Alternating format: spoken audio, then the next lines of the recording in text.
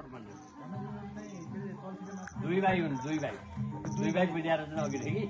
अहिले पनि 2 भाइमै सुरु बुझिराखेको छ 2 भाइ बुझ्नु पर्ने दुईटैलाई भन्नाले एउटै हुन्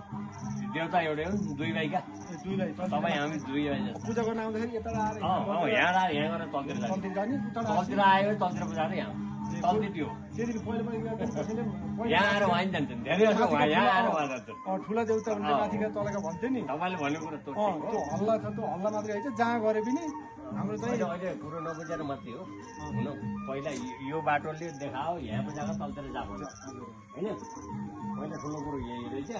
अहिले उहाँ आएर उहाँ बुझाएर यहाँ आए पनि भएकै छ यहाँ उहाँ गएर शनिबार र मङ्गलबार मात्रै शनिबार मङ्गलबार हो यहाँ पूजा पछि हुन्न 10 दिन बर्खे 10 दिन 10 दिन हामी चैते दशैँमा र उसमा 9 दिन पूजा मजाले हुन्छ मजाले हुने काठ मार बलि सबै हुन्छ सबै हुन्छ परेवा उडाउने 9 दिन अष्टमी दिन 9 दिन घाटमार हुन्छ 9 दिन सप्तमी दिन छन् फुलपाती मात्रै फुल चढाइन्छ है फरिया काट्ने पाठा काट्ने हुन्छ अनि यो भनिदिनु होला यो टाउरो के को टाउरो गुरु यो नमस्तेको आजकल दुइटै जोड्या म पनि पहिलोचोटि आइयो यहाँ हामी हजुर